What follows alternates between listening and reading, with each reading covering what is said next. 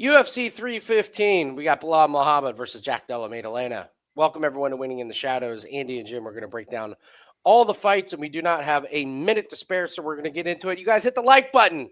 I don't want to have to harp on this. Hit the like button. If you haven't subscribed to the channel, go ahead and do that and leave us a comment. I do want to take 1 second. The comment section has been on fire. You Awesome. guys are crushing, and I appreciate the comments. You guys have been super respectful. You guys have given us some really good thoughts on what your plays are. Please keep it up. It's a great community that we're building right now. It's no nonsense. It's very similar to our Discord the last few weeks on this channel. So I really, really appreciate y'all in the comment section. We're going to get to one particular comment that we got on the live show. We're going to use it as a learning opportunity. Let's do a quick recap. I will take full responsibility for our 5% play. Jim, do you remember when we put a 5% play on a fighter and she was so bad she got cut a few days later? I do recall. Listen, I stood here in front of all you beautiful people and I said, Juliana Miller stinks. Which she does. And I was proven correct. Mm-hmm. They just happened to find the one fighter who decided to fight worse than Juliana Miller. Juliana Miller is an absolute fade machine. I will say she did look better. I just don't think she has the physical attributes to do that against many UFC fighters. So 5% play, which was a cross-sport parlay, that's on me. We did win our other cross-sport parlay on Sandhagen, which was a no sweat. Shout out to Fig. I hope he's okay. I hope we see him again, but it's probably not going to be for a long time. But the real star of the MMA was PFL. And we bring this up, Jim, because we have PFL this week. And like you said, nobody's paying attention to PFL Europe.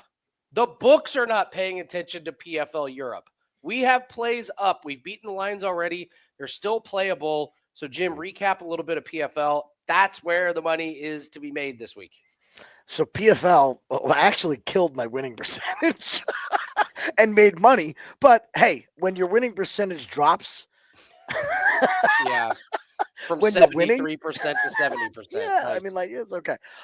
So, look, we took a shot on Carl Williams. Which we won. We won. Okay. We won. But we've seen that script a million times. It was a 1% shot at plus 275. And if you run that fight back again on Carl with a full training camp, that looks like an absolute steal. Absolute steal. It is what it is. You're going to get burnt by the judges. You got to move on and get over it. The second bummer of the night was we had Sullivan Cauley over Nunes. Nunes looks like hell at weigh-ins. Fight gets called off. What does Cauley do? He goes out and he sparks his new opponent. So that was going to be an easy 3% cash. Elbows to the Nunes was getting crushed. He was going to get run through. So the read was spot on. The star of the night is Simeon Powell by knockout, fading Carl Albrechtsen. And the thing with PFL is you got to read the narrative. They did not bring Carl Albrechtsen into win. It's that simple. Okay? That simple. So absolute star of the show. We hit some absolutely great live bets in our Discord for PFL. We can't be bashful taking a method of victory in PFL as well as having a money line play. I mean, it's just a cash cow. And, UFC doesn't look like the star, but we made some great live bets on the show as well. Live betting continues to be an absolute star in this space when you know what you're going to get after a round. And these judges and these books have no clue about the actual fight and what is happening. So that's where we can make our damage. We got Yana Santos at minus 110. We got Yana Santos at basically even money when it was obvious Miesha Tate couldn't take her down. Yeah. So the live show is where it's at. Takedown Live will be live on Saturday. And yeah, I really can't believe it, but I've made more money off of live bets than I have our pre-fights. It's been a cash cow. And if you guys watch the stream, my reads were so off last week. My reads were horrific last week. But the live lines, when you can see what's happening in action, that's where it's at. So join us.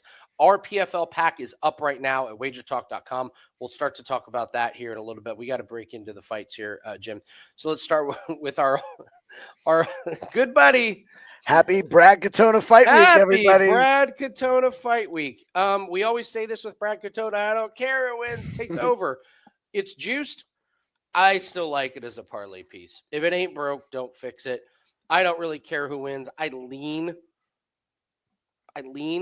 Bekzat. I'm not that impressed with him. Let's just take this to go the distance. Katona is the ultimate over. He's durable. He's got good cardio. He's got good defense. He strikes okay, but not with devastating power. He's got an okay ground game, but he's not submitting people. 13 out of the last 14 fights have gone the distance. So I'm not going to change much. It's Katona and a fight over 2.5 or it goes the distance. What say you? I agree 100%. Brad Katona could not finish Jesse Butler. I forgot about that. Butler.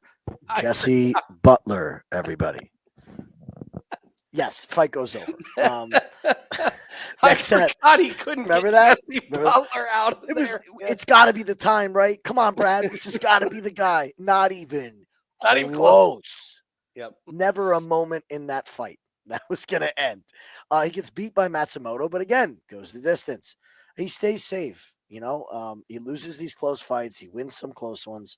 Bekzat is coming off of the debut of a lifetime as far as opponents go, and they're giving him a beatable matchup. I just think he's going to be too much for Katona.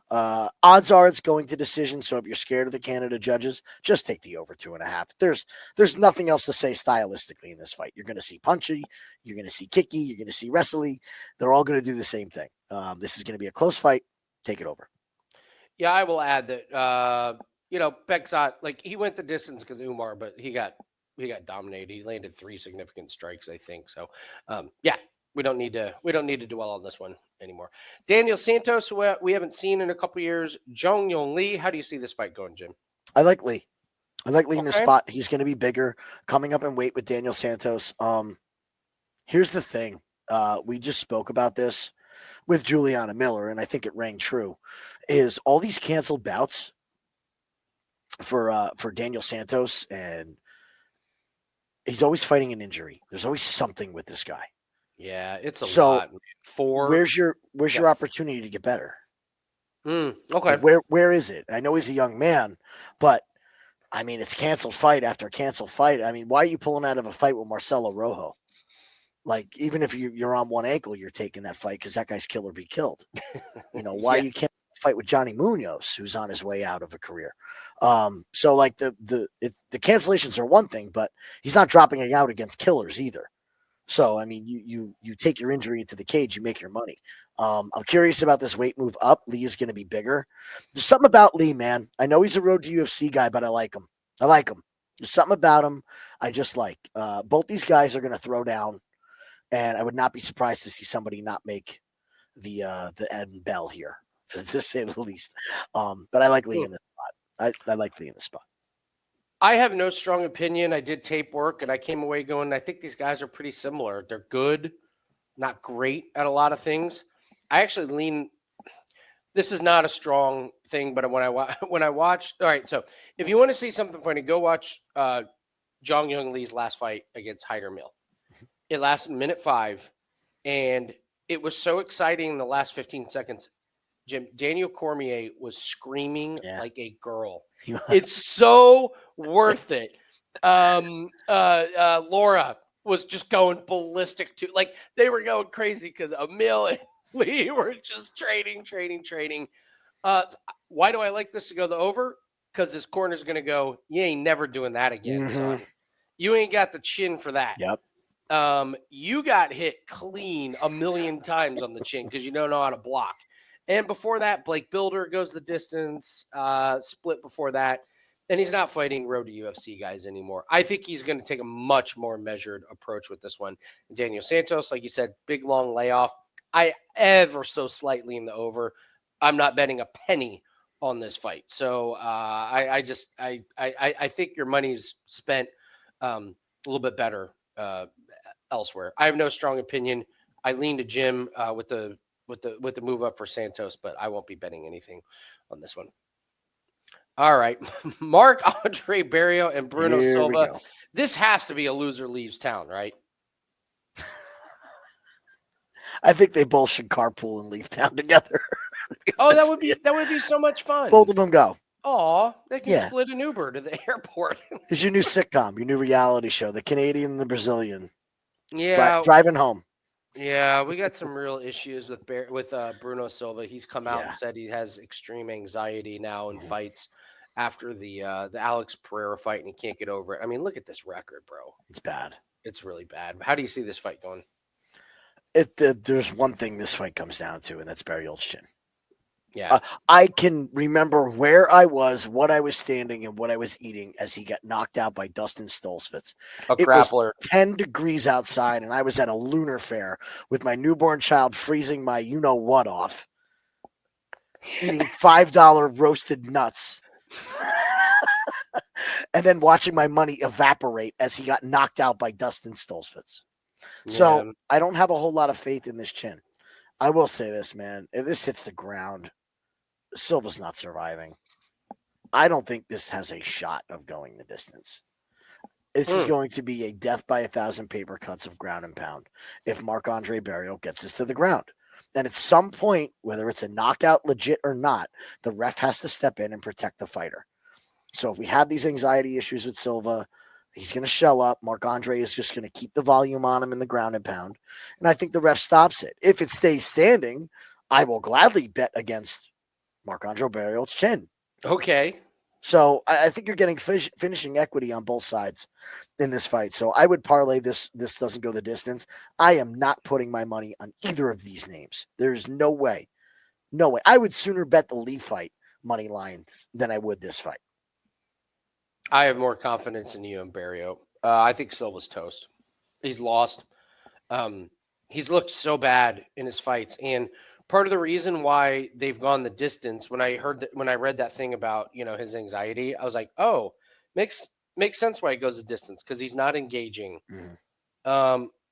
He's he got submitted by Brandon Allen, but then goes the distance against Shara, Weidman, and Ardiev. It's because he's fighting scared, and I really think the other fighters knew that and feel that, and it was just like, we're dominating. Like, even physically, he doesn't look the same. Go back and look at that Alex Pereira fight. This isn't the same guy. I was glad that he said something, and part of me, my heart goes out to him. Why do they keep throwing him in there? But I don't want to make this comparison, but I don't want to watch a Tony Ferguson ass kicking ever again. And now that I know this about Bruno Silva, I don't want to watch it. I know the guy's got to make money. He's got family and everything, but when I hear him talk about like all the anxiety he has, and he's terrified when he gets in the ring, and his brain just like melts, shit's scary. Mm-hmm. It's really, really scary. So, and when it's the only thing you know how to do in life, what do you do? Yeah, when you've been a fighter your entire life, this guy's been fight. Look at this. He's fighting since 2010. What are you supposed to tell this guy? My heart goes out to him, but this is a betting show. Our job is to make money. These guys agree to go in there. It's Barriault for me. I'm a lot more confident than you. I know Barriault. I know his chin's shit, but like, yeah, I don't know. I go to Barriault. Speak to that over, like you're saying, if Bruno is risk adverse, he's not going to be able to do that against Barriault. Yeah. Barriault knows one thing: move forward. Yeah, whether his chin's there or not, he's going to move forward. Yeah, it's the only way he knows how to fight. Yeah, look at this guy's career. He's been doing it for a long time. That's a lot, man. It's a lot. Yeah. So, all right, we move on to Navajo Stirling, and then we're going to talk about our PFL pack here in a bit. Navajo Stirling and Ivan Erslan. I actually have a pretty strong opinion on this fight. I'm interested in your take. I think Ivan Erslan is absolutely horrible. He is going to be live in round 1. I think after round 1, I think Navajo Stirling's cardio is going to be enough to get him by. However, not a bet for me. I am not looking to bet on Navajo Stirling. I am looking to fade Navajo Stirling. And I'm waiting patiently to find my time to do it. We don't want to bet on good fighters. We want to bet against bad fighters. And they found a guy that is comparable to Navajo for him to fight. He has been very tailor-made so far in his UFC run, as short as it is. And I think it's going to continue. So I don't even have an opinion on his side. I could see this going to decision.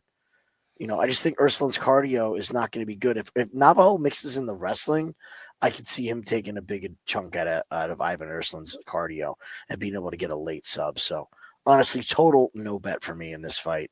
I'm very interested to hear your strong opinion because I don't have one. It's juicy. It's got to be a parlay piece. I think Stirling kills this guy. Okay. Here's my reasoning behind this. This guy was not good when he was on Contender Series. We flagged this. We didn't bet against him, but we were like, this guy has a massive holes in his game. He was 4-0. Yep. I mean, he loses kickboxing. You know, he wins Muay Thai, but then let's be honest. Okay, he wins a decisions first fight 0-0. Okay, then he beats a guy that's 15-13. Then he beats a guy that's 9-8. Then he beats Sam Key, who legendarily has made us a lot of money when he was in PFL. He knocks out Latu, but I thought all of the holes in his game were evident there. Yep. But you also saw the upside, which he's huge. He's massive. Not being able to finish Togos is not a great look. But what do we always say? There's some of these fights where these guys are told to just get cage time. I wonder if that's what Do you happened. think that was one of them?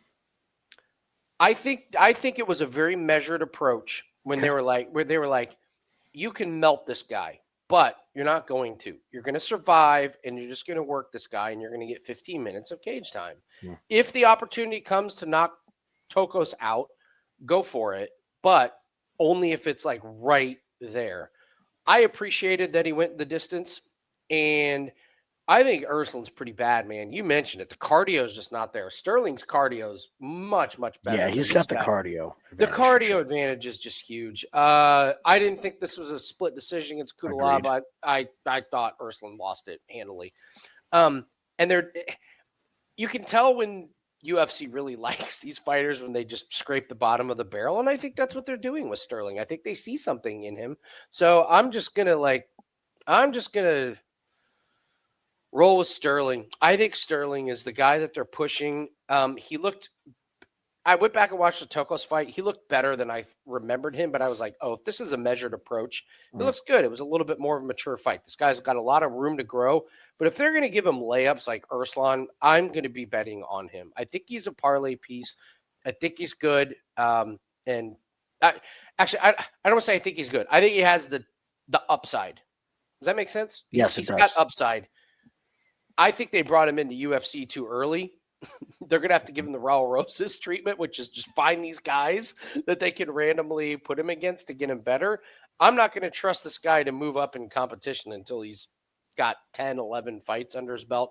But for this one, I think Stirling rolls through Erslan. I really do. I think Stirling's upside is so much better than Erslan's. And like you said, the cardio, once Erslan gets tired, he's over. And don't forget, look, he went the distance as Cutelaba, whose cardio's about as bad as it gets.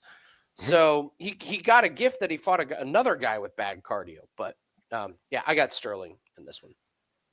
All right, guys, we mentioned our PFL pack. It's called the PFL Payday. Jim is 6-2, 70% last year.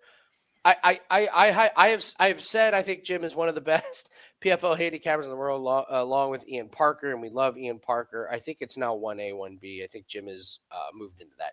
You have done a fantastic job with PFL. You know these fighters, and this is a PFL Europe card, which, like you said, nobody's paying attention to. So tell us about this card, how it's set up, and how we're going to profit off it. So there's 2 PFL cards this weekend. Yeah, that's true. Because why do everything simple? Anything simple. It's PFL. Let's make it as complicated and as horrible as possible. And we'll do them the same day as well. Not Friday. We'll just do them the same day. So you have PFL Mania. I'll tell everybody right now, I will not be touching a single bet on PFL Mania. It is way too volatile. These guys are 2-0, 1-1, 0-3, all fighting each other. They're all Middle Eastern fighters, very low in the experience level. The second card is an Ireland showcase. And when they do this, the PFL caters to markets. So you have all the Ireland guys, and they have found, like we just said, scraping the bottom of the barrel, they have found some gems to put against their favorite guys they want to push. And it's just very, very evident of who wants to be pushed and when in PFL, because they have limited resources to do so. They're not going to back a fighter that's not going to make them money. This is the return of Paul Hughes. He is the headliner. They have found Gabriel Miranda to fight Paul Hughes. Off the garbage heap. Yes. So Paul Hughes went from what minus 455 at open to minus 2400. When have you ever seen that?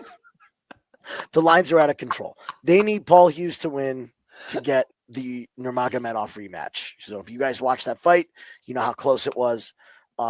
This is just so gettable. And to prove that nobody is paying attention to this, the books released PFL meta lines before PFL Europe even released. They weren't watching this at all, and you can tell by the lines now they're in panic mode, absolute panic mode. So yeah, get these PFL plays, guys. It's again, like I said earlier, we don't want to try to find the great fighters to bet on. We want to bet against these bad fighters. It is so much easier to be bad than it is to be good on the night of the fight. And Amen. just find these guys and know them. We have our guys that we bet on, the mechanic, the realtor. If they ever get fights, we know it. I don't care what organization it is. I'll try to find a line on it and bet against them. Yeah, absolutely. Listen, this is a UFC breakdown show. At the end of the day, our job is to make money for ourselves and for you guys. So I'm always going to push you guys into what worked great for us. We have a 5% best bet that is up. It's a UFC and soccer cross-sport parlay. Absolutely grab that one. But PFL is where it's at. Last couple of years have been a monster builder of the bankroll. Absolutely monster. Those events take place Saturday. So take advantage of that at wagertalk.com. All right, Jim, let's keep going on the fights we have. Modestas, Bukauskas, and Yeong, Cutelaba. Pretty close to pick 'em. Who you like? Well, it's a shame we're never going to get Eon by sub at plus 1,200 again, huh? Yeah, right? So if you watch the Method of Victory show, you're happy with Eon's last fight. I love what Eon has done with his career. I know he doesn't have the best cardio, but boy, does it seem like this guy just realized that I can't get in the firefights with everybody. I have to be able to wrestle. And it served him really well. Really well. If he can get fights to the ground, he is a real problem. He is. He's a problem. He's been training with a good camp. He's been in the wrestling room with Sergey Spivak, working on that wrestling, recently promoted to BJJ purple belt. So he's advancing in his career. Okay. I don't know what Modestas Bukauskas is doing to get any better. He sure looks like the same fighter every time we see him. And this is a former guy who was released by the UFC and back again and just has not looked impressive at all since his return. My problem with Bukauskas is he's beating really bad guys and he's looking extremely slow doing it. He's very slow. Molasses slow. Molasses.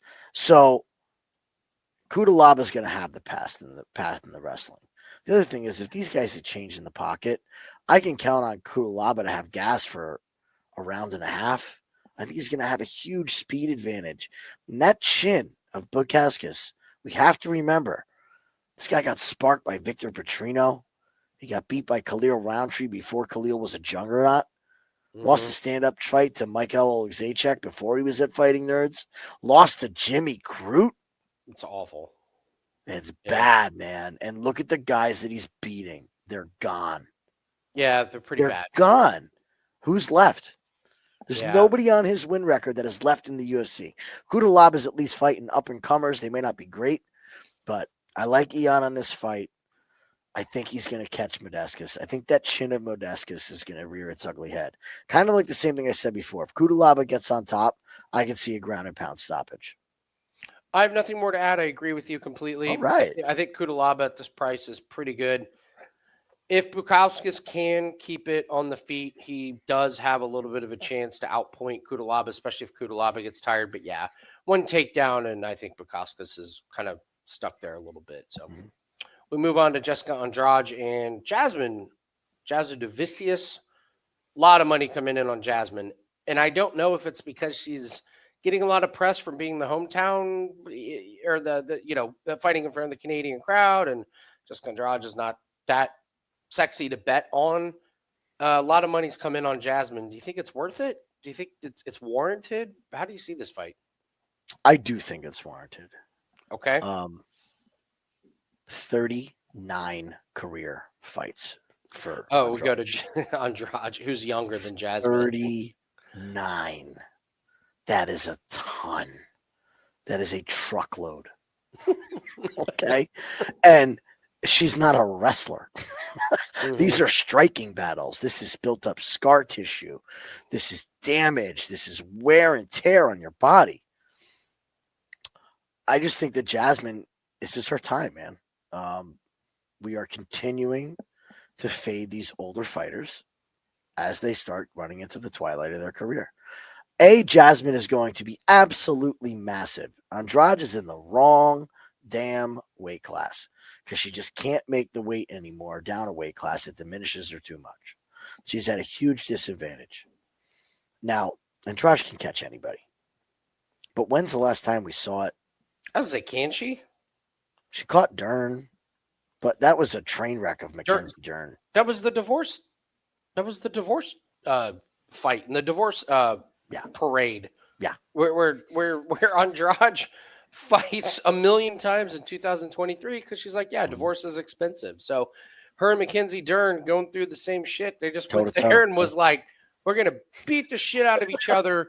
Which what it means is Andrade pictures Dern as Andrade's husband, and Dern pictures Andrade as, and they just went toe to toe on him.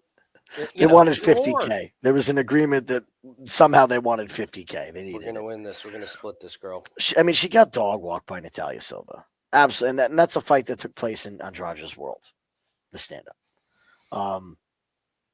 Here's how I'd like to play this fight more than anything. I am all over this fight to not go the distance.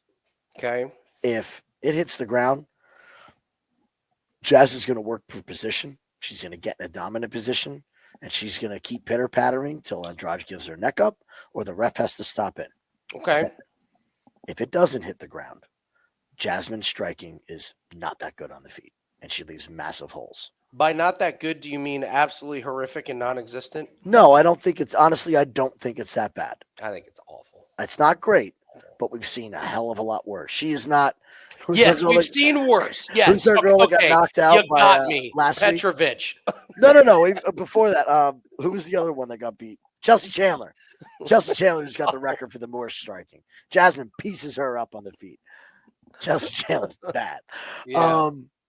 So I just think that both of these women, no matter where this fight takes place, one of them is going to have a massive advantage.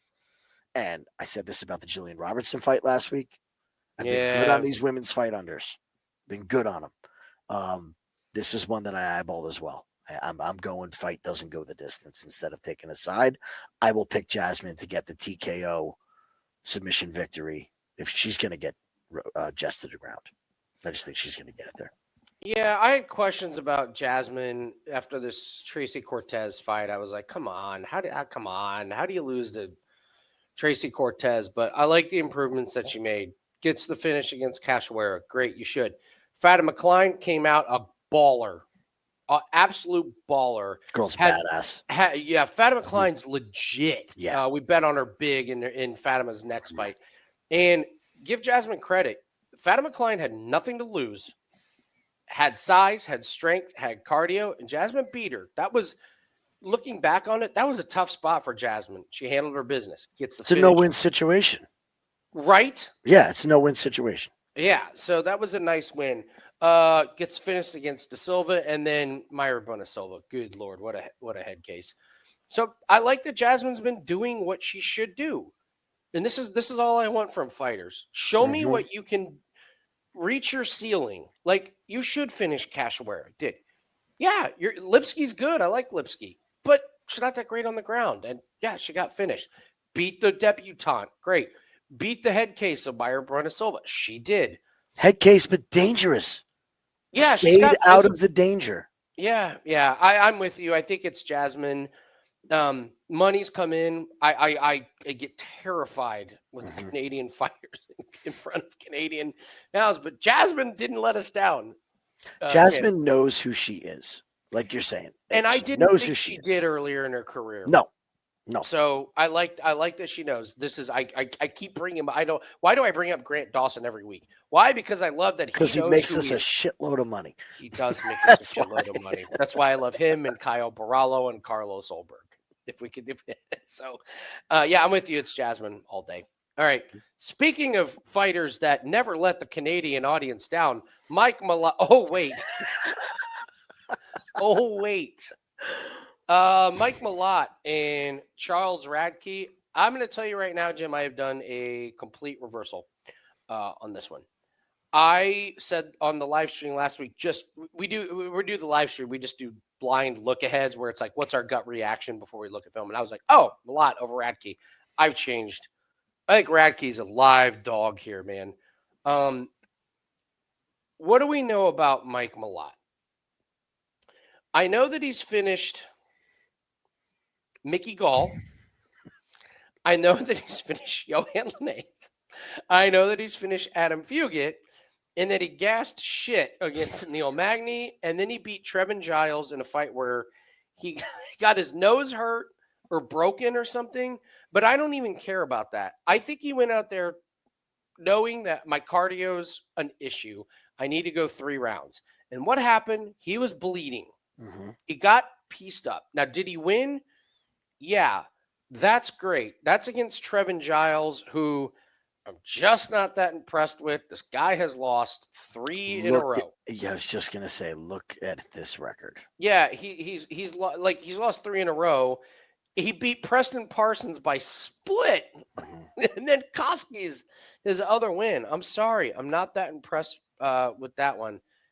I'm not using the F word of fraud because Charles Radtke uses F words, other F words in his post-fight interviews. But I'm telling you, Radtke's going to push the pace, man. Radtke, this is tailor-made for Charles Radtke. The fans are going to be booing him. He loves it. He's fighting a fan favorite. He loves it. You think he's going to be intimidated by it? No. This is a man that is going to come forward. And when I looked at film, his jab and his strikes were way quicker than I remembered. He goes to decision against Blood Diamond, whatever. It was short notice on a UFC debut. He got in Australia. Yeah, this was a nightmare for him. He knocks out Gilbert Urbina, which he should have. Loses to Prates. Oh, no. Which he should have. Mm-hmm. And then nukes Selmansberger, which he should have. This guy has done everything he should have. Everything that we've expected of him. I expected him to beat Blood Diamond. He did. I expected him to beat Urbina. He did. We expected him to lose to Prates. He did. We expected him to knock out Selmansberger. We did. I think we've got a good read on this guy. Mike Malott may try and protect his cardio. I don't think Charles Radtke is going to give him the space. I think he's going to be in his face and say, guess what? You're going to have to take me down. And if you do, you're going to tire yourself out. Once I get back up, I'm going to strike. I love Radtke as the underdog, and I have completely flipped on this one. I think this is another bed shitter for Mike Malott. Come on over to the dark side, buddy. Oh, okay. Come on over. There's room. Okay. Mike Malott is going to go down as one of those fighters that was really good at one thing, being a finisher. And we call this the Bo Nickel. He's been a finisher. He finishes fights. That's how he wins. And what happens?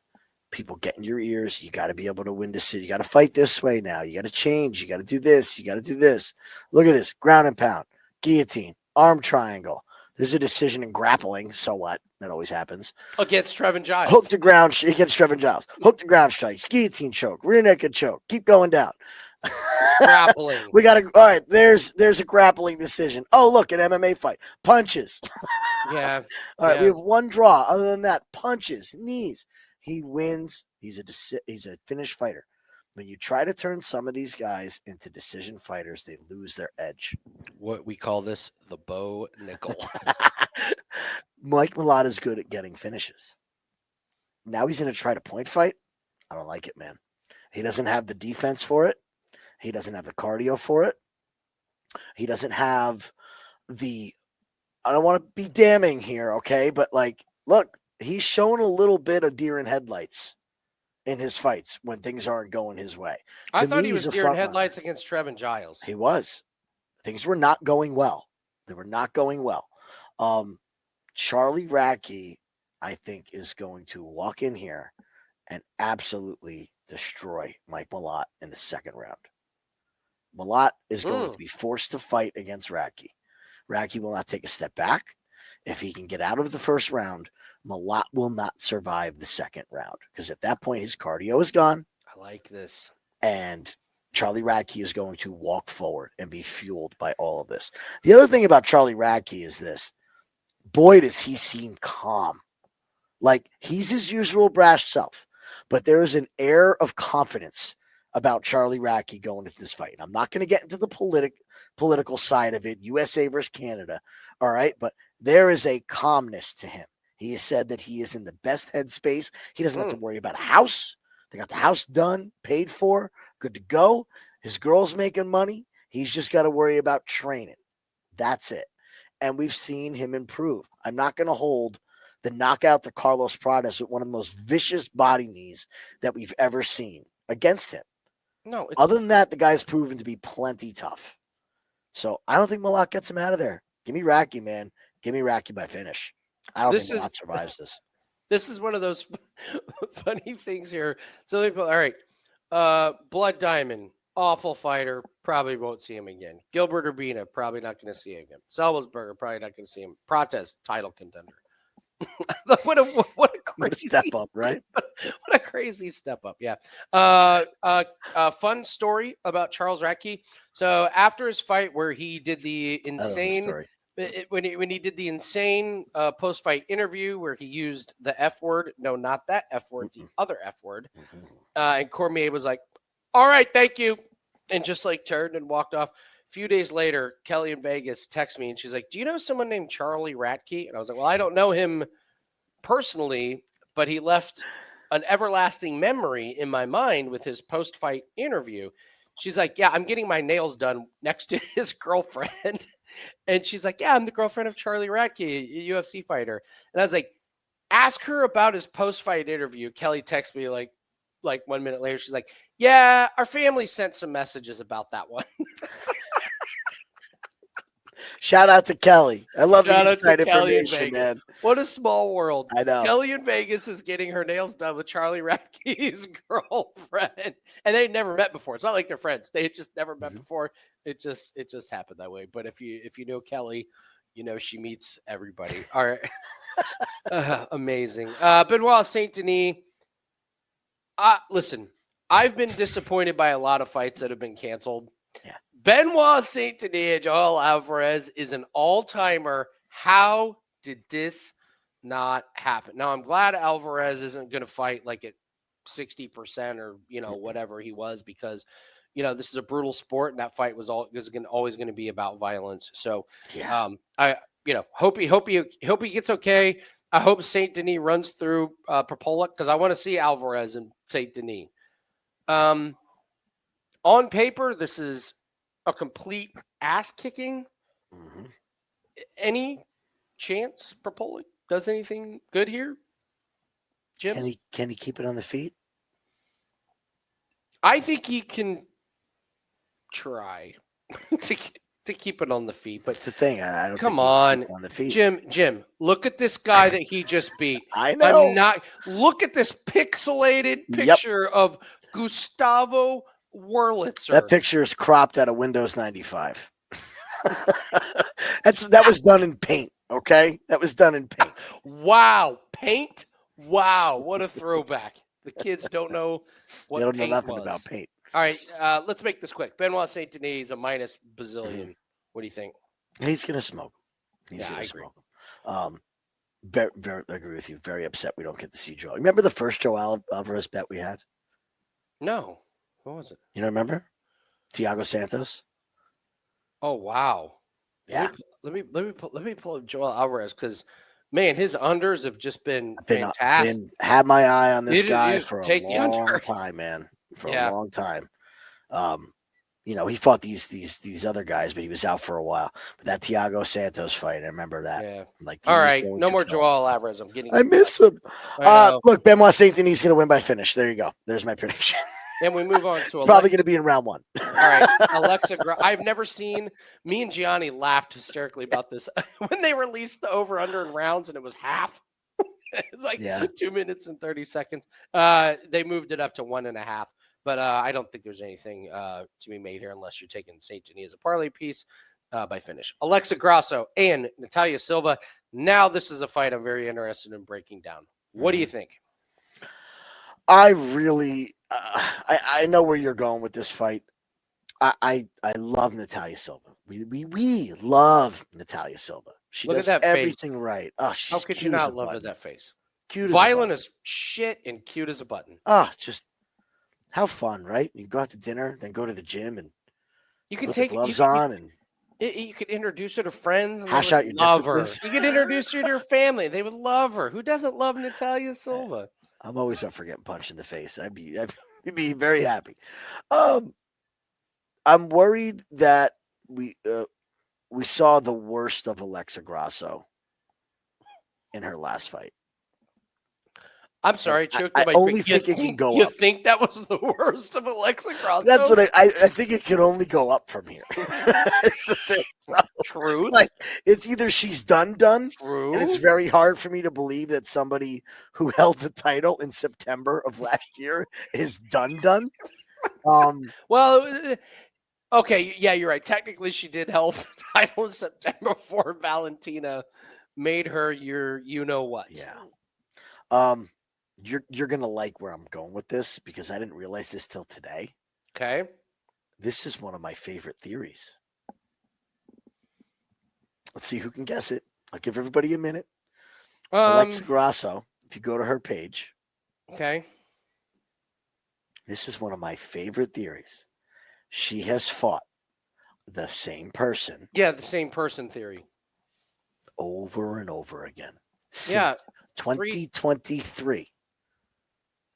She has fought Valentina Shevchenko and only Valentina Shevchenko. They have fought. They have been on The Ultimate Fighter. They have done 3 press tours together. Now she's got to fight somebody different. That is an extremely hard thing to do. Extremely hard. So Natalia is going to bring different problems that she has seen. I've swayed over to your side. I think Natalia is going to get this done by decision. Grasso notoriously hard to finish. Just in looking at it, Natalia's very good at fighting on her back foot and going backwards. And I think Grasso's going to have to blitz to get on the inside. So she's not going to be able to blitz and clinch and get it into the dirty boxing range. The left and right movement of Natalia Silva is going to be something that Valentina doesn't do a lot of, and I think is going to have Grasso chasing most of this fight.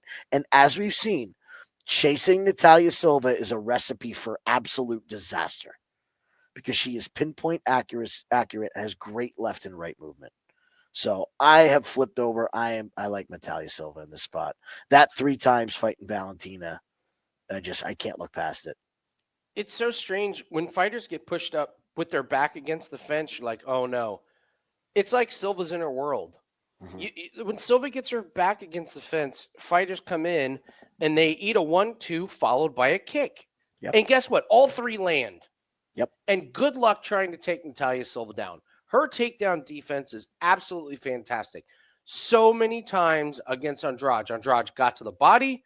Natalia Silva, like, she does this thing where it's not like a complete stuff where she, like, gets the double underhooks and pushes her away. What she does is she, like, slides the fighter up her body to where it's like, we're now in a clinch. You're not in a takedown situation. Yeah. And then she's so quick the way she circles around. Just circle. Andrade got to be exhausted trying to chase her around. Grasso got absolutely dog walked on her back. Like, Shevchenko just took her down, plop, laid there. So I don't think that Silva has to worry about blocking takedowns very much. If Grasso wants to try and wrestle, good luck. You're not going to get there. I don't think Silva even needs to mess around with takedowns, even though Grasso went down like really quick. I think Silva's too quick on the feet, man. I think she's a title holder. I really do. She's gotten better. They did kind of their it wasn't the official face-offs, but they were there at the press conference, and so was it almost a little bit taller, same size. Yeah, how's Grasso's not big, man. No, Grasso's not big, and you're gonna tell me that Grasso's like made these amazing changes after fighting Valentina? I just don't buy it. It's only 3 rounds. I think Silva's striking is just going to be way too much. Alexa Grasso looked so tentative. She was on her back foot. She got taken down. She was super, super tentative. I like Natalia Silva a lot in this one. Jose Aldo and Zahabi. Before we get in that one, guys, if you haven't hit the like button, please hit the like button. It just helps us rank a little bit higher on YouTube. And subscribe to the channel to get notified when we do all of our breakdown videos. It really, really helps us out. I really, really appreciate it. So go ahead and do that for us and leave a comment. Like we said, the comment section's been popping. It's really, really great. If you want to join our Discord, it's free. We have all kinds of things in our Discord. We have really great handicappers that post their plays for free. We have spreadsheets that are free to download. We have bankroll trackers that are free to download. All these tools make you guys better at being sports better. So all this is free. Join our Discord. It's the Winning in Shadows Discord channel. Myself, Jim, Corbin, Jan, Dan, we're all in there. You can have access to us. We'll answer your comments and everything. So it's a great Discord. And honestly, from the bottom of my heart, we are so proud of our Discord. We are. Discords can suck in the sports gambling world. Not ours. Ours is no nonsense. You're not going to come in there and see a bunch of junk and a bunch of trash talking everything. You're going to see guys posting their free plays, tracking their own plays that you can take advantage of. So go ahead and join the Discord. It's Winning the Shadows. I'll put the link in the comment section. All right, let's jump ahead to Jose Aldo and Zahabi. Interested in your take. Who you got? Jump snap reaction was Jose Aldo. Jump snap reaction. Okay. Just boom, Jose Aldo. Yep. But is there a point where we got to say enough is enough with Aldo? Like I know everyone wants to absolutely crucify Mario Batista for doing what he did, but here's the bottom line. Winning in the UFC is the most ridiculous argument ever. I don't like the way he won. Yeah. When you put your paycheck on the line and you decide you're going to stand toe-to-toe with Jose Aldo. Jose Aldo! It's Jose Aldo. Here's the damning thing, though, is Aldo didn't have an answer. Like, that fight happens 5 years ago. He doesn't get held up against the fence. No, Aldo murders him. So, are we seeing major? We know he has chinks in the armor. You're going with this Jose Aldo old. It's really the big, not old. It's not even an old thing. Like, he's 38. We know what his age is, but is the fire the same? Like the desperation, get off the fence, get back to your feet. Like where was it? Mario Batista did nothing special in that fight at all. It wasn't like, oh man, Mario Batista, he went, trained with Kurt Angle. Now he knows how to wrestle and blah, blah, blah, blah. No, none of that. He shot for double underhooks and held Aldo against the cage. And Aldo did not pummel. He did not circle. He did not get off. He was tentative. He got away from the leg kicks.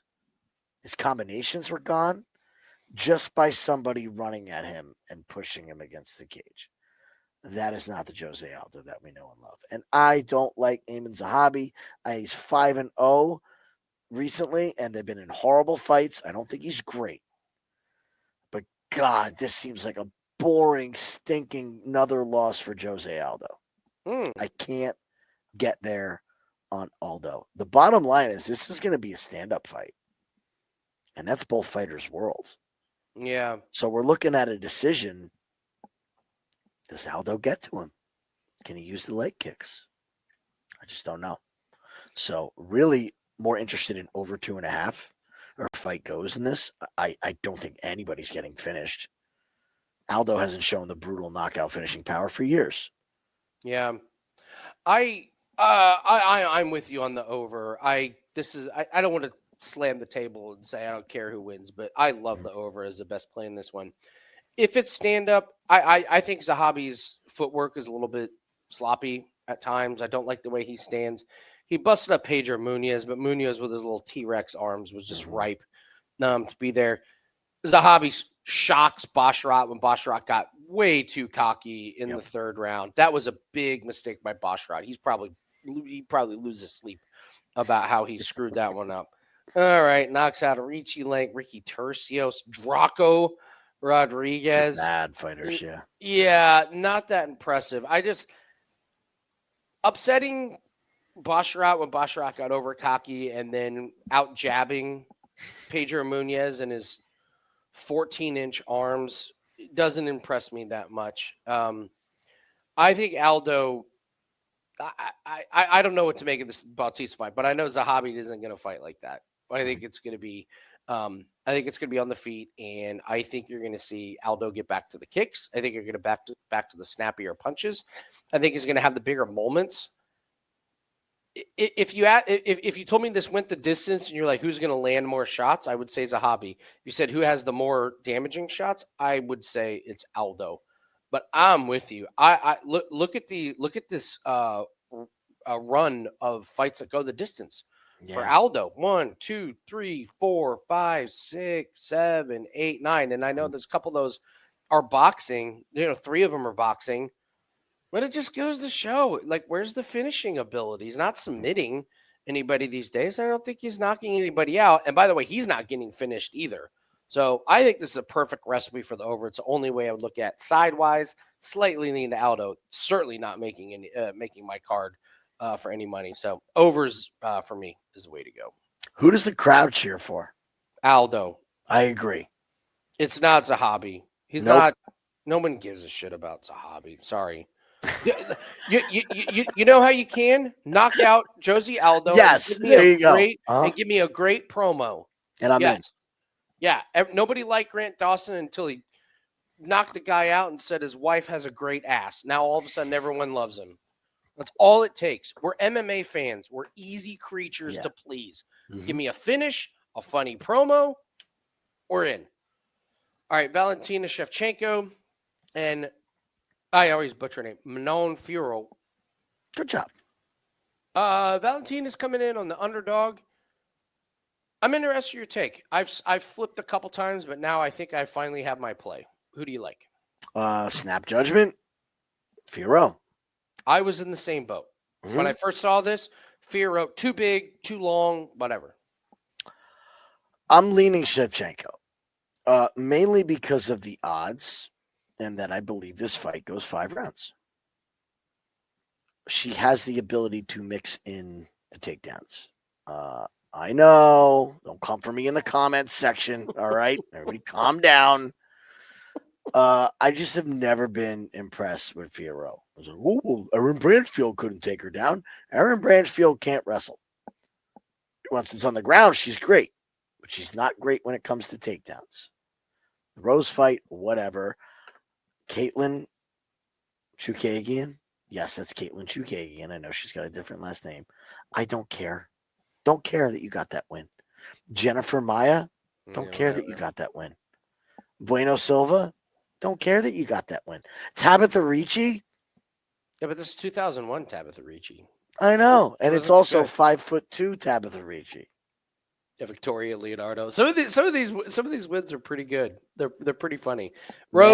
Rose broke her finger, hand, pinky in there, and Rose isn't a wrestler, and Blanchfield's not a wrestler. Yeah, Rose got her own head that fight. She was doing very well until she broke her finger, and she was up a weight class, right?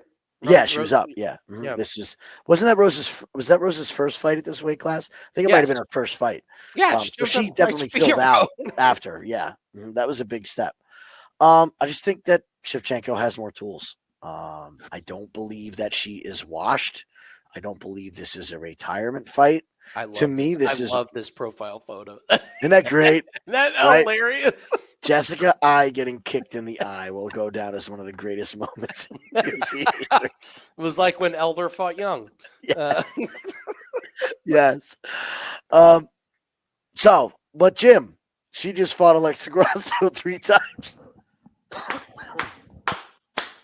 I know I'm contradicting myself, but when you're talking about a champion the level of Valentina, I think she's seen everything. She's just seen everything. This is a point fighting style. If you look at the matchup, Fioreau is not going to go for the takedown. She's not going to be the one to put Valentina on her ass. She is going. Hot take. Fioreau hot not take, going for right? takedowns. Okay. She is going to fight that French savant point fighting style. You're going to see side kicks. You're going to see lunging jabs at range. Okay. Don't you think that Valentina's seen this before? I can tell you she has. She's a kickboxing world champion.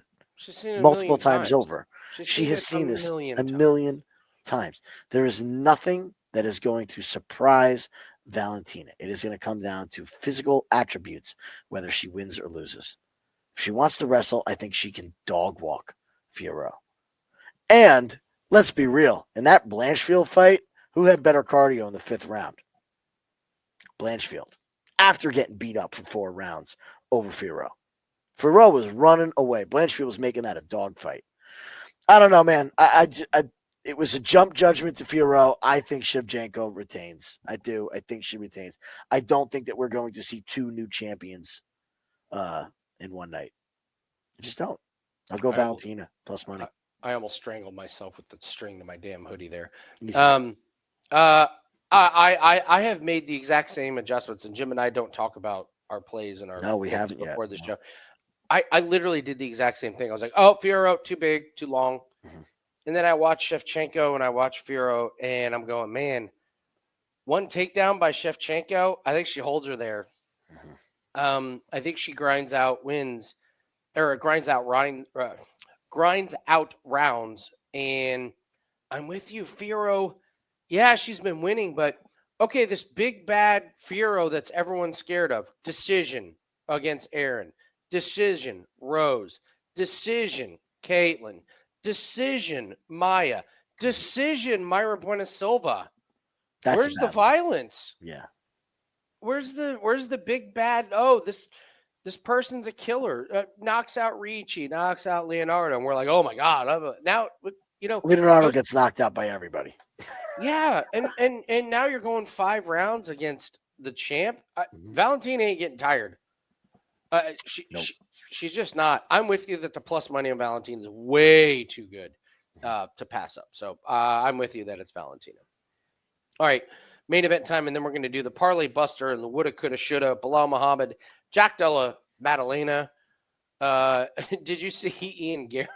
Did you see Ian Gary spouting off about how Shavkat is injured because Ian Gary's like, no, I did it. I hurt Shavkat. That's why he can't fight. Ian Gary, always the ultimate promoter, but I can't help but like Ian Gary. I've come around. I like Ian Gary. I think he's the Bryson DeChambeau. I think in a year or 2, we're going to absolutely love him. We're going to go, can you believe this is one of the most hated men in the sport? Speaking of one of the most hated men in the sport, Belal Muhammad faced Jack Della Maddalena.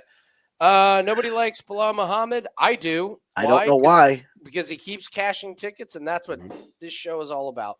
How do you see this this main event going down? I am going to keep this real simple. Everybody hates Belal. Nobody wants to bet on Belal. I will continue to bet Belal until I lose. Guess what, guys? It's been really good. It's been a fantastic. Why change it now? Yeah, you have to go back to 2019 before you've lost money betting on Belal money line. I mean, look at some of these fight matchups that, like, what a steal looking back. Diego Lima? Like, God. Really? Lyman Good? We got Belal against? Like, just I forgot about what's like Curtis Millender. I mean, come on. Like, he never fought again. It's been a gold train. Just bet Curtis on this Millender. guy. I don't even remember this guy. Curtis Millender was a train wreck. He was a train wreck. That's why you don't remember him. He right still there. is a train wreck because he just lost to Jesse Ronson. Jesse Ronson on the juice. Oh, that's right. Jesse Ronson got busted for roids. He came back and it was one of the biggest fades of all time, and he got nuked. But now he's in bare knuckle where they promote the juice. Yeah, and so Jesse Ronson won. Jesse Ronson. All right, keep going. I just will continue to bet on Belal. Me too. I'm sorry. I'm just not gonna buy into the Jack beat Gilbert Burns with a broken arm hype. You got your arm broken against Gilbert Burns. The ghost of Gilbert Burns. Yeah. I can't. He was losing that fight until he lands a perfectly timed knee to a gassed lightweight that shouldn't be fighting at this weight class, who's old and washed. Where's the signature win? The head case Kevin Holland, the short notice replacement Basil Hafez, Split. head split, Randy head case Brown. Now you're down to Danny Hot Chocolate Roberts. No. Ramazan Amid. No. Pete Rodriguez. No. It's too much, guys. It's too much. Give me the champ. The champ. Yeah. Jack, I think, is just going to get walked down. Belal is going to be a juggernaut, which he is. He's going to stay in his face. I agree. He stays in his face. He wrestles. He's not going to stand there in range and let Jack piece him up. And by the way, Belal's fine in striking. He's fine. He can keep Jack. And this is 5 rounds. I'm sure Jack's cardio is good, but I've watched Belal go 5 rounds, and I think he mixes in the wrestling whenever he really wants to. We saw Jack struggle with that mightily. So yeah, I don't have too much to add to that. So let's move on to the parlay buster and the woulda, coulda, shoulda. Just a real quick, guys. PFL payday. Do not miss out on this. That's all I'm going to say. Do not miss out on PFL money to build your bankroll. All right, let's do Saturday morning. Saturday morning. Yes, it starts. FYI. Saturday starts at noon Eastern on Saturday. So we'll hit that before UFC. All right, parlay buster. We got a lot of parlay pieces this week. Mm-hmm. Which one are you going with as the parlay buster? The one that could trip people up. All right, well, they gotta be Canadian. They just gotta be. So I'll jump on the low-hanging fruit. Mike Malott. Oh, that's a great one. No way. Mike Malott is prime for another ball drop on his home turf. Okay. All right, Mike Malott. All right, I need to find a parlay piece that we think it's Kyle Prepolec. Yeah. All right, a parlay piece that we think is going to trip everyone up. So this is a play that we think everybody's going to put in their parlays, and we're here to just warn you that it's dangerous. I'm going to stun you. Ready? Mm-hmm. I'm going to say Benoit Saint-Denis under 1.5 rounds is going to trip everybody up. Calling your shot. Okay. Hit us with it. Okay. Kyle Prepolec is not that great. He lost in Unified MMA by decision. He lost to Austin Hubbard by decision. He lost to Nordian Club by decision. These are not great fighters, but they are UFC fights. How does he win? First round win. How does he win? First round win. Michael DeFord as a split decision is a horrific look. I'm just going to tell you, Benoit Saint-Denis, with his previous career of being one of the most badass guys on the planet, this guy's endured a lot of damage. And what Moicano did to him was a little bit scary. I'm actually surprised he's fighting this soon. And I know this was September of last year, and this is only April this year. I wonder if some miles have come off of Benoit Saint-Denis. My sneaky play is that this fight goes over 1.5, and that Prepolec is – this guy's got 26 pro fights. Mm-hmm. He's not a bum. He's not that big of a bum. He was in the other thing is he was in fight camp. Like, he was ready to fight DeFort this weekend. So he was in shape. I think this fight goes over 1.5. I think people are going to take the under 1.5. Don't be surprised if Saint-Denis tries to get him out early and doesn't, and now we have a hug grapple fest. That's my parlay buster. All right, woulda, coulda, shoulda. This is, I know. I love it because I can just see the remotes getting thrown at the TV. I can see When it. Saint-Denis can't quite get the finish, and now he's tired. And now they go back to the corner after round 1, and Denis is like,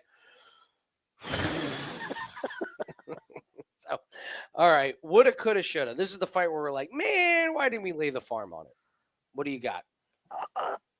I'll go low-hanging fruit again. The champion at sub minus 200. Okay. Belal Muhammad.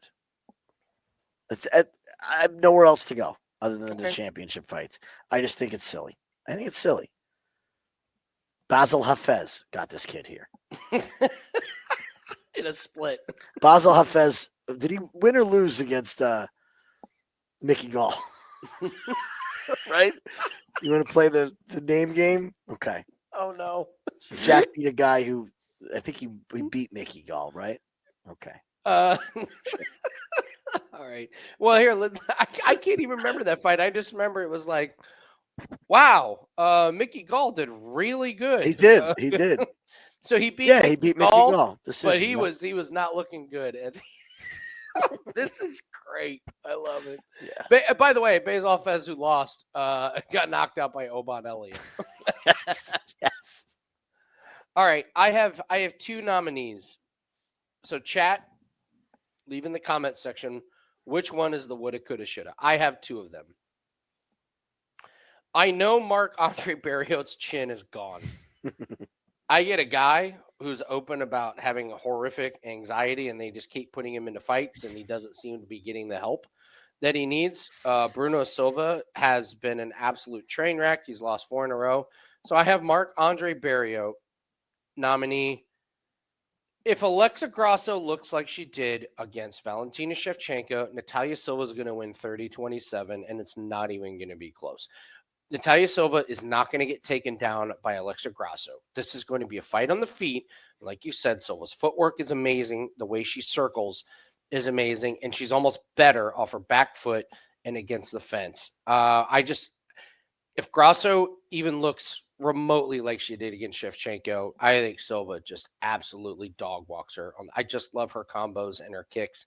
And I could see this going into round 3 where Grasso is all beat up and Silva's bouncing on the balls of her feet like she did in round 1. So I invite the chat. To try and pick my woulda, coulda, shoulda. Is it Marc-Andre Barriault or is it Natalia Silva? Which is the one that we're going to regret the most not putting? It's in your hands, guys. Not putting it there. Yes. So leave us a comment with that one. I've never done this before, but I have 2 of them, and yes, I've thought long and hard about parlaying Silva and Marc-Andre Barriault because I can get them at plus money. So, all right, guys, that's going to do it for us. Thanks so much for watching. Hope you enjoyed the breakdown. Again, PFL. Our job here is to make our bankrolls money and to make your bankrolls money. We're going to do that with PFL. Our UFC pack will be up. Highly recommend getting that one. But we have a 5% play that is up. You guys should get that. And you guys should get the PFL pack. Jim is the best PFL handicapper in the world. I am perfectly fine with saying that. I wasn't when the year started, but it's okay. I beat him last week. I beat him last week. You're 1A, brother. You really are. So, all right. Thanks, guys. Good luck on all your bets, and we'll see everyone on Takedown Live on Saturday on the Winning in the Shadows YouTube channel. Good luck. We'll see everyone later. Bye. Good luck this weekend.